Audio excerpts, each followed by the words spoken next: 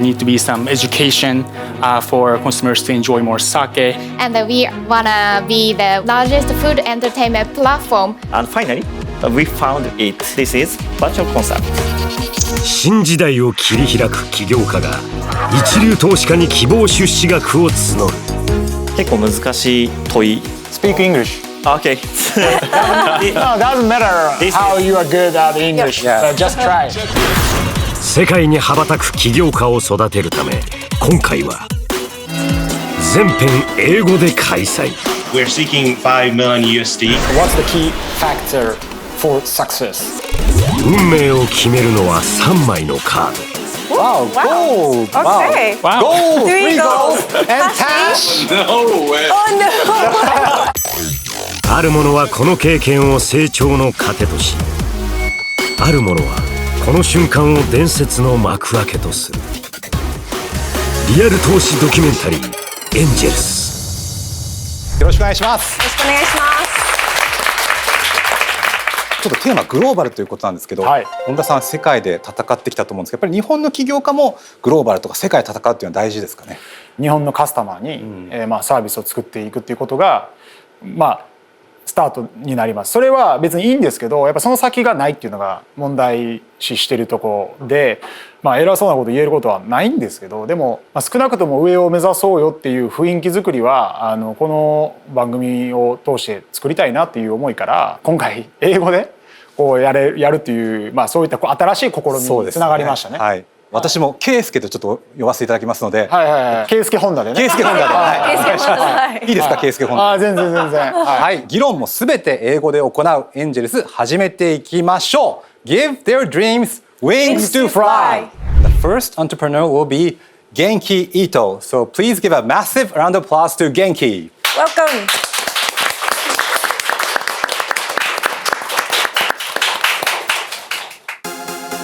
Tipsy CEO 伊藤元気。日本食を取り扱う商社に勤務し、2009年に渡米。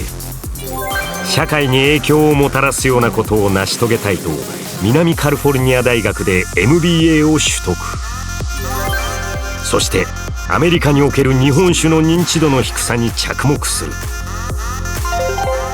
日本酒を世界へ、伊藤の挑戦が始まる。Presentation. All right, let's get started. Do you know what this is, Justin? Yeah, of course, sake bomb. Sake bomb, right. So this is exactly the reason why everybody in the US knows about Japanese sake. And let me tell you how it started. So sushi became famous among boomers in the 80s, and it went through a massive localization. Sushi was made with avocado. Hot sake was made with American sake. And Gen Xer took it to the next level and invented this infamous sake bomb. US consumer culture continues to evolve, and new generation, millennials, they enjoy kaiseki and omakase, and always great Japanese food came with great sake. The market size for sake has been growing double digits since the millennials turned 20. And it's because of people appreciated authentic sake from Japan, as you can see from the chart. And let's take tequila, for example. In the last 20 years, it grew 5 times. And that's because of the culture that by Gen Xer, they're taking shots of tequila, right? So I think that the sake will follow the similar path because millennials, they enjoy stories and authenticity. And more people start to enjoy authentic sake at restaurants through drinking experience. But at the retail level, there's a lack of selection and information. And that's because of the complex supply chain system in the US around alcohol. It's causing an issue in communication and selection. And the importer layer that I used to work in doesn't have an incentive to do consumer level education or brand communication. So this authentic, content-rich alcohol category has never seen a full potential of growth. So that's why I started this company called Tipsy Sake. It's an e-commerce platform to reach consumers directly, and we really focus on storytelling for the brands because that's what makes sake interesting. And we use data that we collect from the breweries, and utilize them to make choosing sake easy and fun. Also, we are building a community of sake enthusiasts through our membership, where we ship mini bottle selection each quarter to our members to introduce the brands that they never had a chance to learn about. Also with the benefits like member discounts and access to events. And last year, in year 3, we made $4 million in the US, and the number of members grew to 1,500. And we will plan on using data from breweries and brands for advanced analytics and machine learning to make sake easy for more and more people. Our leadership team combined has over 30-year experience in the industry, and we raised from investors in US and Japan to navigate our future rounds effectively. Fundraising, we just closed our pre-series A round, raised 1.8 million. But for you guys, the Angels, I'd like to extend the window a little bit more because I hope now you guys are excited about the potential of growth, and I'd love to tap into your network for to grow our business. Thank you very much.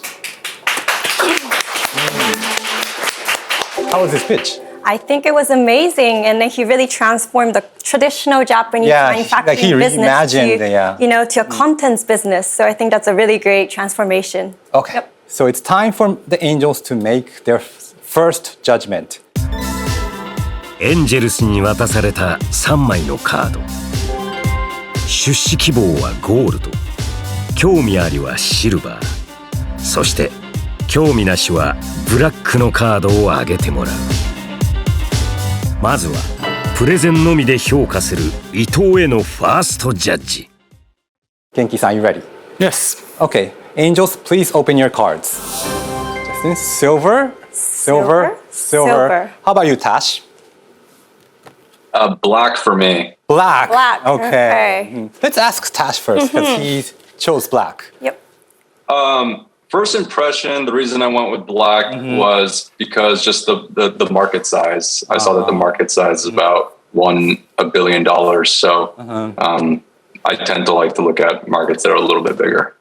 So Justin, Jason, Keisuke, you rose silver cards. I think it's a really interesting idea. And I think there are a lot of things about it that make me think it could work. That was missing with the way tequila was marketed, and people were ready for it. And I think there might be a similar parallel with Japanese whiskey is having a moment, and I think it's making people dig deeper into Japanese cuisine, and I think it's there's a space for sake to have like a better reintroduction with the education you're providing. So yeah, I really like it. I don't know sake bumps. That's good. I have never heard of that. We'll get you one. Yeah, good. Well, yeah, I like sake personally, and I know a lot of foreigners love sake too. And I don't know about this business how it will make bigger, and so I supposed to show black card at first when I heard your presentation, but yeah, Tash is too strict, and Tash, you're strict. I just always want to look for potential, as you said. It might become big market size. If you dominate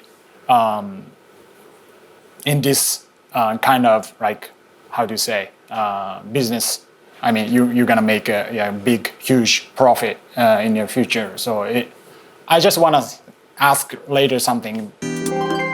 ここまでシルバー3枚とブラック1枚。この現実に伊藤は。投資家の方がいかにそのマーケットを知ってるかっていう部分が違うので、アメリカの方であれば日本酒サケとかサーキーとか言ったりするんですけど、彼らはその本当の日本酒のポテンシャルっていうのは知らない。でそれを僕のがそのなんて言うんでしょう、作っていかなきゃいけない。エンジェルスの懸念はアメリカでの市場規模。全編英語のディスカッションで日本酒のポテンシャルを伝えきれるのか。I think it's interesting.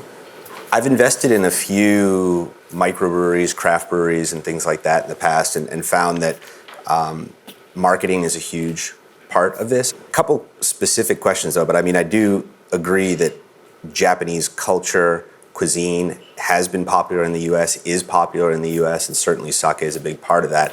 But do you know what percentage of sake drinkers are drinkers at restaurants versus drinking at home? Because it seems like you're going after that retail home drinker market. Yeah, I think it's there's more demand for a restaurant side of it and a little bit less in the retail side because, take wine, for example. Wine is like half split, like 50-50. They're both huge. I think it's like $40 billion market, right? Sake is still at its infancy. People just started appreciating sake at restaurants. But when you go trying to find the same bottle that you enjoy at restaurants, where can you go? Nowhere. So that's why we exist. And you said you had 1,500 customers. How are you acquiring those customers, and what's the churn like, or what's their retention? So our business model is first to offer the best selection of sake. We have over 500 SKUs, and we offer lifestyle products like, sakeware, glassware, and we're going to move into a kitchenware soon. So this subscription business, the membership business, is a good introduction for people that are starting to learn about sake. A couple other things, limited knowledge, but distribution, especially in the US across state lines and importing, can be a little bit tricky. At least I know with wine, for example, there are certain states where you can't actually ship wine to. What are the rules and regulations? I mean, how are you impacted? Are you able to sell in all 50 states globally? So we ship to about 45 different states, and retailers are typically there's some limitation around where to ship as a retailer. Long story short, there's this Supreme Court decision 20 years ago that favored winery businesses. And they have a special ability to ship to 45 different states. And wine businesses have been working with those logistic companies that have those winery licenses to ship to more states. But we happen to be the first mover in this sake space to start to offer a good selection of sake to everyone in the US. I'm curious, what are the margins like on your service, and like how does it work from the perspective of inventory? Are you sort of using something special with the subscription model to capitalize on demand in a way that benefits the company and the consumer, or how do you handle the importing of the sake? So we are a retailer. So the company I used to work for is one of the largest importers, and there are quite a few importers like that with hundreds of different SKUs that they import from Japan. We buy from them and ship directly to consumers, keeping some distributors in the middle. So we are we are able to reach consumers directly and do education directly to consumers. And for the margin, we typically have around 30% margin for shipping regular size bottles and 40% for the membership products because we're shipping mini bottles and it's cost effective for shipping.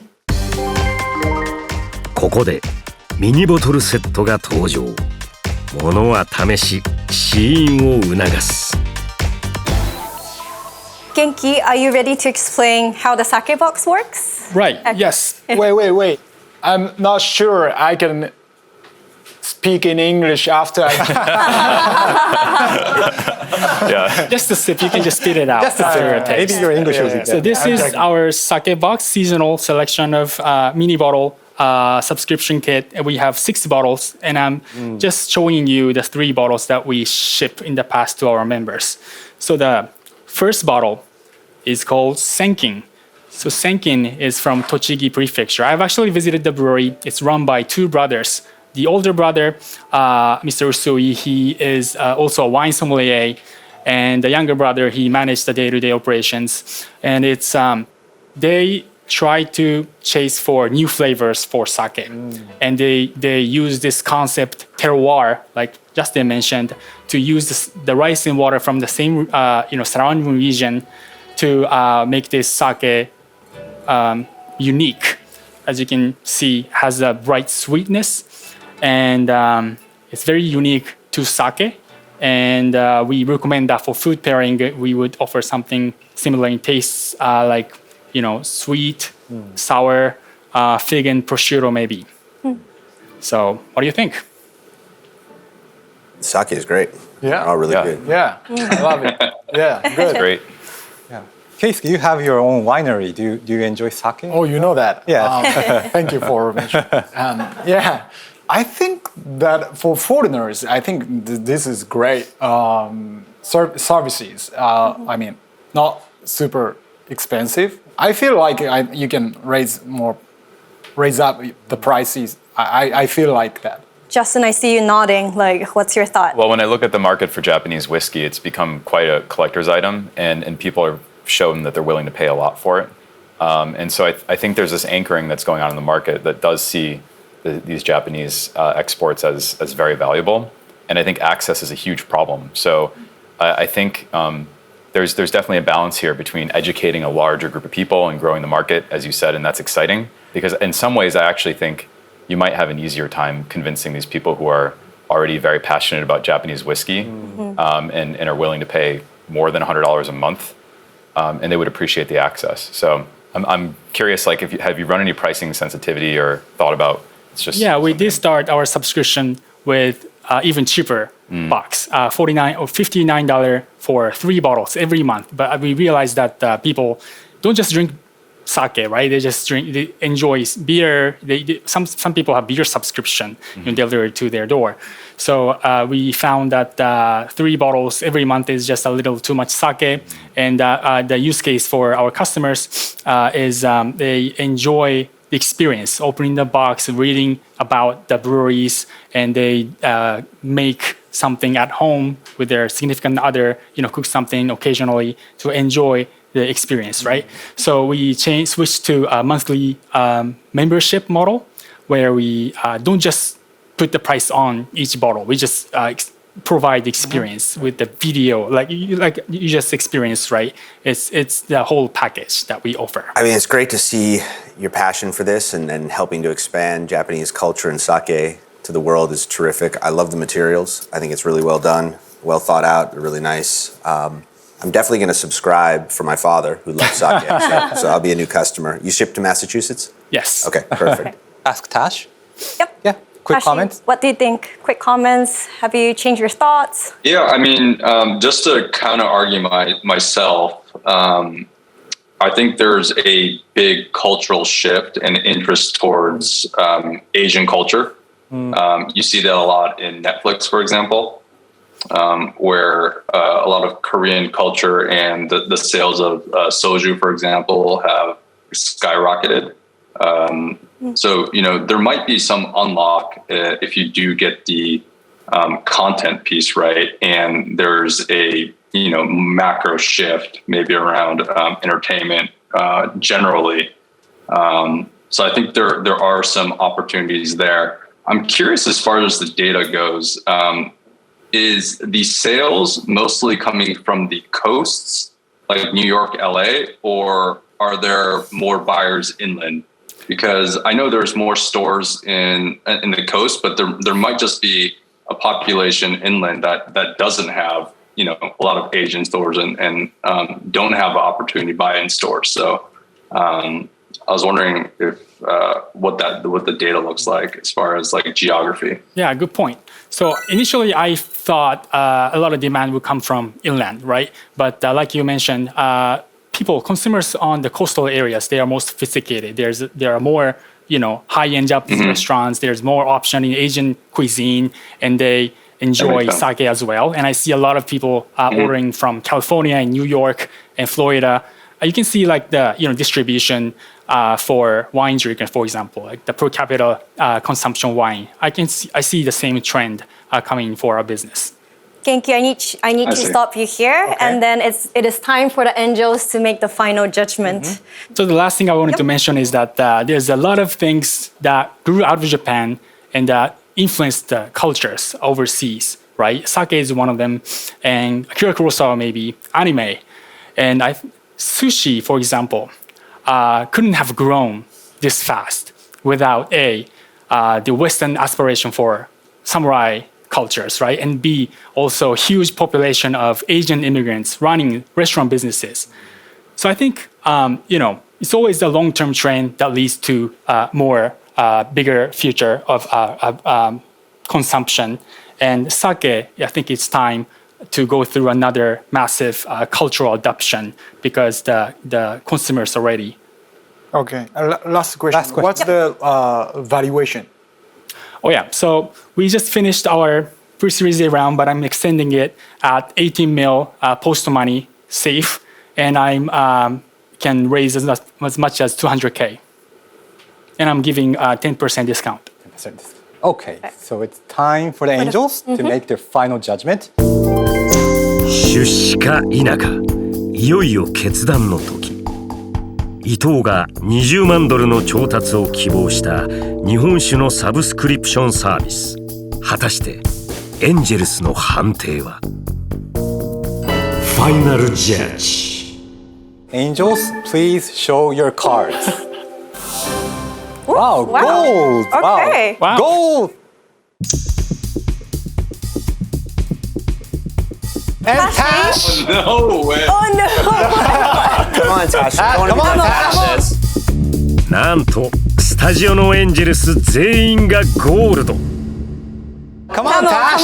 Come on, Tash! Your guys' He needs to drink. You know what? He needs to drink, yes. Yeah. I think I didn't experience the drink, so. Yeah, that's right. He can drink well. Okay. Maybe you can have another conversation when you get the sake box. Yeah. Okay. We have to hear it. If you come to LA. Great. Okay. I'm based in LA. I'll meet you there. Okay. Okay. 100%. Yeah, love that. Final comments from Jason, Justin? Well, what happened, first of all? What happened from, changing from silver all of a sudden to gold? The sake, maybe. And I feel like these craftsmen in Japan deserve more attention. And so like when you're putting these videos out and you're not only educating people about the taste, but educating people about the person behind the taste, I think that's really powerful. And I think for a lot of these people, like we want to know their stories. And so I think that's a really interesting thing that you're doing. I think Justin's right. I mean, Genki did a really good job of answering the questions. I also like that you are taking something that is not quite yet established overseas, but is very popular here and educating the world on that. And I also have a few friends and people that I think I can introduce you to who maybe will help you spur some growth as well. So I'm very interested to see how this goes. I want to be part of it. Yeah, I like their first mover. I think those things about culture business is once they take the great position, I don't think the others can take easily. That's what I'm thinking. So if they take great huge portion of this industry first, I think you're gonna win.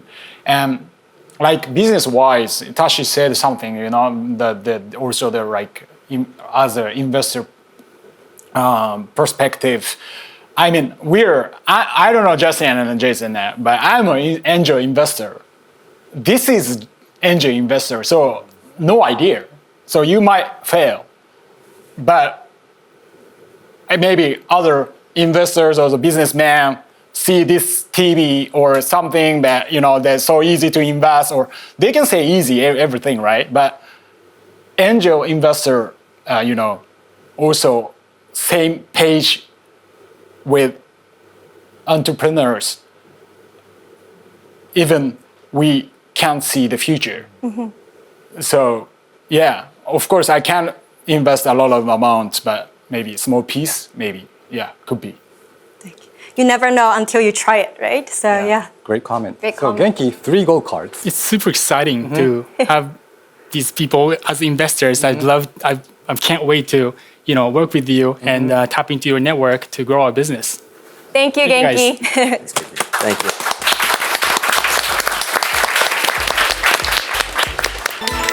ディールダウン。最初皆さんシルバーだったところを見て、最初から全部ノーではないのでとりあえず話は聞こうかっていうようなスタンスだったのかなと思っていたところが3つもゴールドだったんで、大成功だったなと思ってびっくりしました。